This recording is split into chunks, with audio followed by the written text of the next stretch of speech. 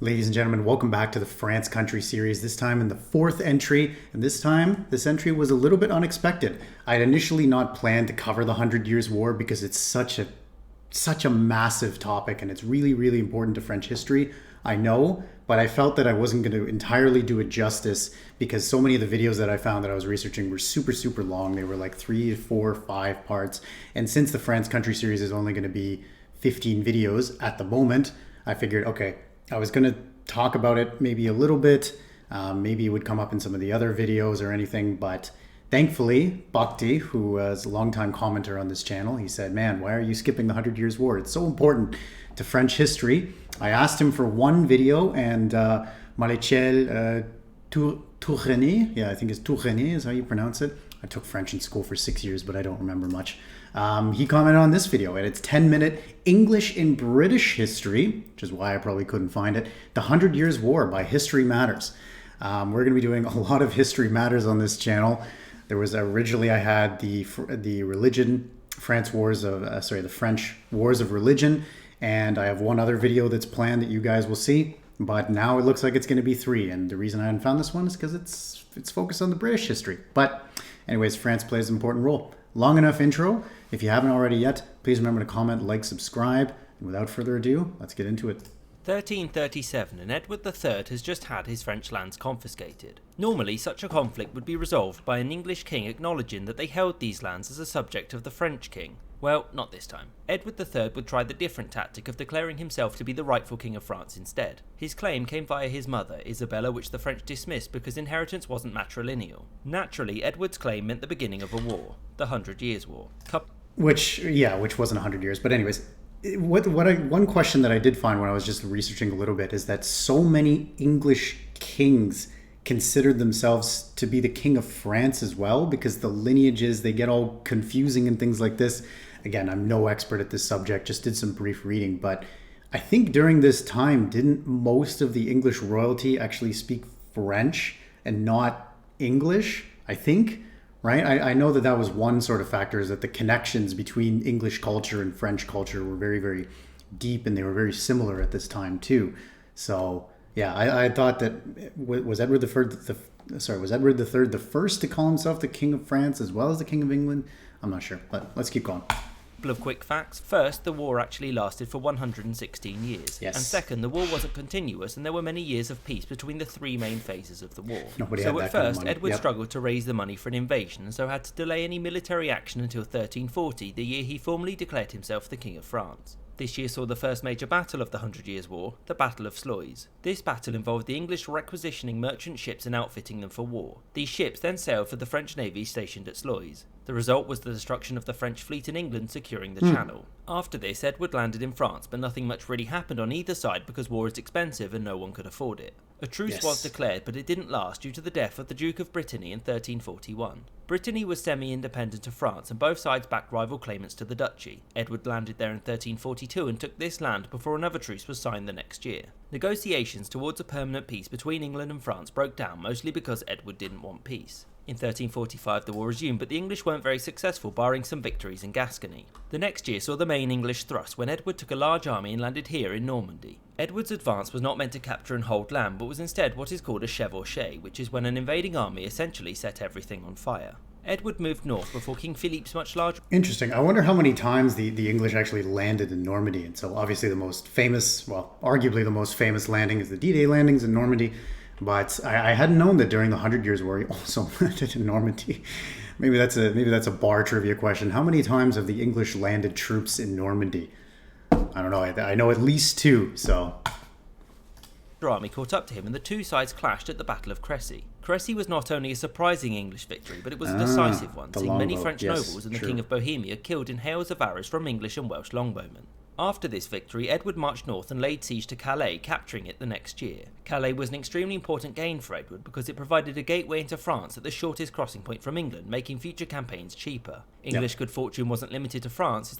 And that's famously where Hitler thought the invasion for D-Day was going to be, right? It was going to be through the shortest channel, and the British did all sorts of, propaganda and trickery and, the inflatable tanks and all that stuff like that. So cool. I didn't know. So I guess that this sort of English-French military, landings, maritime landings and things have go way before anything that ever happened in the Second World War. Interesting, super cool.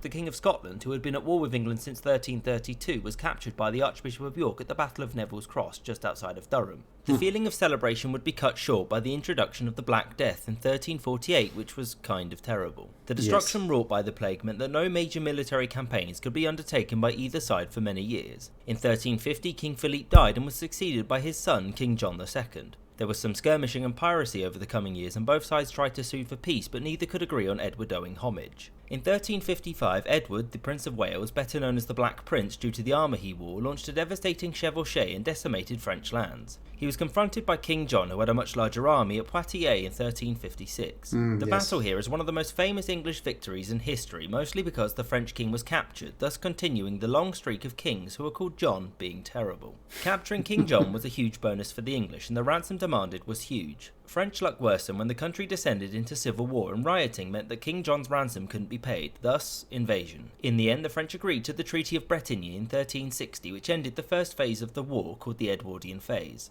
So already they've been at war for 23 years. And that's the thing that's so interesting about medieval conflicts. And as I did the Russia country series and now doing the France country series and going more back in history than what I usually read and I'm more knowledgeable about, is that these wars, they just last so long. And obviously, hello ambulance. And though obviously they're not continuous, right? The 100 Years' War was not 100 years of consistent warring. It's just the pure lifetime of it. Like, I'm 26 years old right now. The day I was born to now, and they would still be in the same war despite all the truces in between. It's just, yeah, kind of interesting. This treaty gave Edward all of this land in return for Edward dropping his claim to the throne and lowering John's ransom. King John would never be released, since in 1364 he died in London and was succeeded by his son Charles V.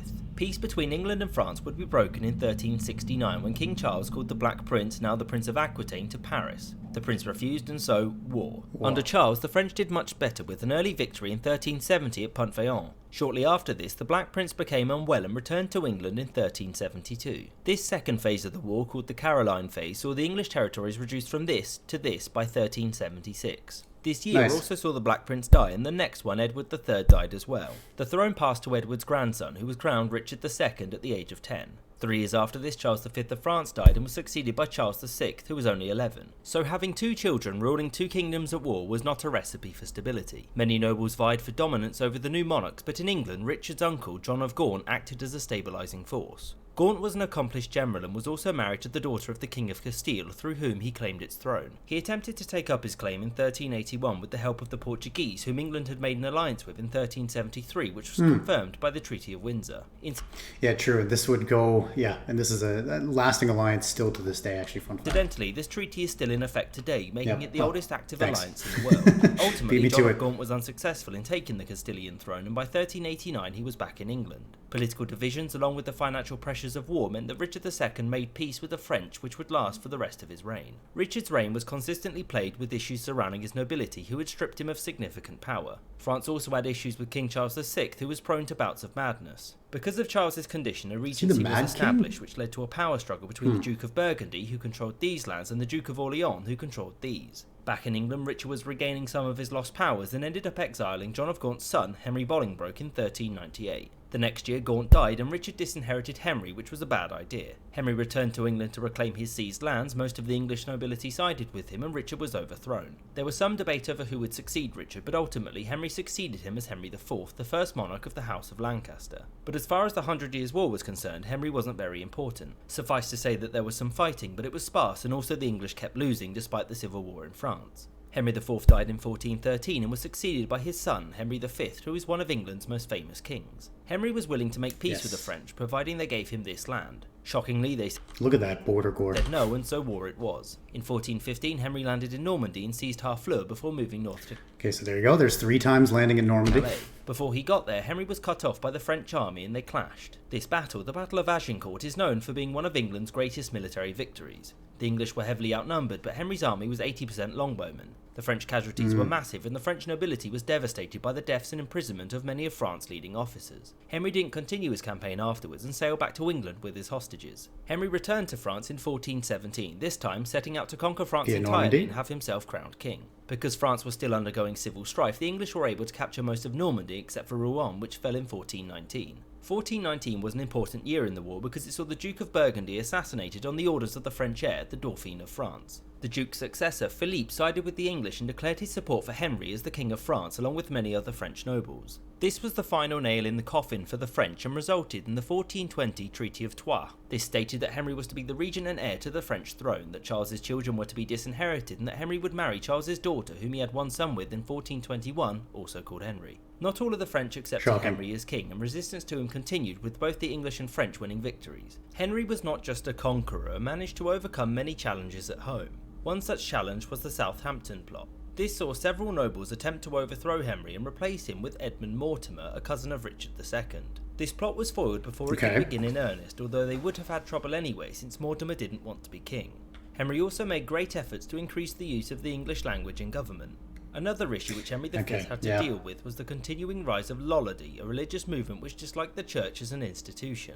Henry saw Lollardy as a threat to stability and so found a clever way of stopping Lollards from continuing their protests, burning them alive. There you go. John Oldcastle is the most notable of those burns since he was an old friend of Henry's. Henry returned to France to strengthen his position in 1421, and it was there that he suddenly died of disease the following year. 2 months later, Charles VI died, and so the infant Henry VI was supposed to be crowned the King of France as well. In 1428, in an attempt to crush dissenters, the English laid siege to Orleans, but the defenders were relieved the next year by an army which was special for one simple reason: it was partially led by a woman. This woman was Joan of Arc, commonly known as the Maid. The English were soon after crushed at the Battle of Patay, and many French nobles switched allegiance to the Dauphin, who was soon after crowned King Charles VII. In 1430, Joan of Arc was captured by the Burgundians and handed over to the English. Since she had claimed to receive visions from God, she was tried as a heretic, and in 1431 she was burned at the stake. Yeah, and she was also, when she was in prison, she was handed women's clothing and was sort of told to wear this too, but she refused and said that she felt more comfortable in men's clothing, and that was the proper way, right? Being a soldier's clothing and other things like this. And yeah, to say that the English made a martyr of Joan of Arc, I mean, arguably, again, one of the most famous figures in French history, even to this day. So, yeah, interesting. There's probably a few movies about her at this point. In 1435, the Pope attempted to bring the war to an end, but both sides refused. What did happen during the negotiations was that the Duke of Burgundy made amends with Charles VII. Thus, England's most important ally had deserted, making the French significantly more powerful. After this, the French recovered the initiative and recaptured large swathes of land. In 1444, a truce was signed which was supposed to last until 1450. However, the English broke the truce in 1449 by launching a military action in Brittany. This gave the French the they needed, and the next year they retook Normandy and shortly afterwards crushed the last English army at the Battle of Formigny. All that remained now was Gascony and Calais, and the former would not last much longer. The killing blow came in 1453 when an English army was destroyed at the Battle of Castillon. This was mostly due to the advancements in the use of gunpowder weapons and superior French tactics. For many historians, Castillon marks the end of the 100 Years' War, but be aware no treaty was signed in its immediate aftermath. England's territories had gone from this to this and back to this in 116 years. All that remained was Calais and the Channel Islands. The reason why this is often considered the end of the war was that there was no longer any realistic chance of England retaking France. The ambition to do so would, however, remain until the 19th century. The 100 Years' War has many important legacies. It fostered a sense of English identity, one centred on the English language, which began to replace French as the language of the ruling class. Whilst the French victory did not kill off any English ambitions to the lands in France, it does mark the point in which England starts to be viewed as an island nation. The 100 Years' War also marks a period of immense restraint by the French, who managed to go this entire period without naming a single King Louis. But much like the people... Immense restraint on that part. How many Louis are there? There's 15, 16 Louis, I think. This wouldn't last. I hope you enjoyed this episode, and thank you for watching. That's fantastic. Cool. All right, well, I hope you enjoyed that one. I know that was a bit of a quick one in the 100 Years' War. I mean, that could be a war series. Hey, maybe that's something I'll do, a war series or something like this, in and of itself, where you just focus in on this one conflict. But I wanted this to be quicker because I got a few more other videos planned, and like I said, the country series thing, I might tweak the format a little bit, but trying to condense the history of a nation like France into 15 videos. Maybe I could do it for the history of the Bahamas. I don't know. But, you know, the history of France into 15 videos. Yeah, it's quite a task. So thank you very much for joining me. And thank you very much. I hope you're enjoying the country series. If you haven't already yet, please remember to like, comment, subscribe. Take care, have a good weekend, and I'll see you guys in the next video.